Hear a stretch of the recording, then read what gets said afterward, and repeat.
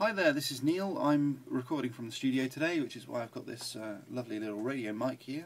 I'll get that out of the way actually, because that's going to be annoying else. There we go. So what I've been investigating today is PageRank, and because I've been looking at this sort of stuff for about a month on Mantea.com, and I've noticed that Mantea is kind of immovable. It doesn't really seem to get any more PageRank regardless of what I'm doing, and certainly in analytics we're doing quite well. We've got our page hits up, and every time we search for a keyword that we're optimizing for, we're at number 1 and number 2 in Google on page 1.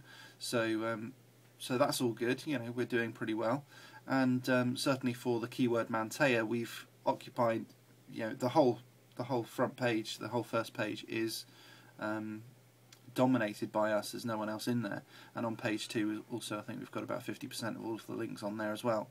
So we're doing really well with all of that sort of stuff, but PageRank doesn't seem to work, and the Google toolbar says we don't have any PageRank whatsoever, which obviously can't be true because we are getting a lot of traffic from search engines. That's one of our main ways of getting traffic to the website now. So I thought I'd investigate this and give you guys a bit of an update on the usefulness of Google's PageRank. So I had a look at Google's Webmaster Tools, and I came across this post by Google. This is actually an official statement from Google, and it says, "Don't worry, in fact don't bother thinking about it at all, because we only update the PageRank displayed in Google toolbar a few times a year, and it's our respectful hint for you guys to worry less about PageRank, which is one of over 200 signals that can affect how your website is crawled, indexed and ranked. PageRank is an easy metric to focus on, but just because it's easy doesn't mean that it's useful to you as a site owner. If you're looking for metrics, we'd encourage you to check out analytics. Think about conversion rates, return on investment, relevancy and other metrics that actually correlate to meaningful gains for your website or business." So I think that's pretty conclusive. Don't bother with PageRank. It's actually not really worth bothering with at all. It's nice to see this little graph, but it doesn't really mean an awful lot. And just out of interest as well, a lot of these websites that purport to give you up-to-date PageRank, they clearly don't, because Google don't. They can only be as up-to-date as Google, if not a lot less than Google. And I used one of them to check out the BBC. Now the BBC, according to Google, has got a PageRank of around about 8, and again that's kind of probably even 6 months out of date. But one of these websites said that it didn't have any at all, and I checked others and they all said that it didn't have any at all. So obviously if the BBC aren't ranking, you're probably not going to, so I really wouldn't worry about it. Also, a lot of my websites that had previously had 3 in the Google PageRank, on some websites had 0, on others had 3, on some had 5. You know, it doesn't mean anything. Don't worry about it. So yeah, just have a look at Google Analytics, as it said in the recommendation post.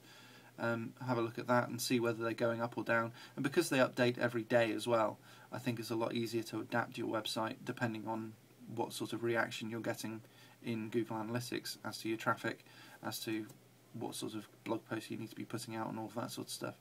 So I hope that you find that useful. If you're anything like me, then that'll take a huge weight out off your mind, because you know you don't have to worry about PageRank anymore. Just focus on analytics, focus on keywords, and focus on getting your own brand, your own online presence for your name, for your company name.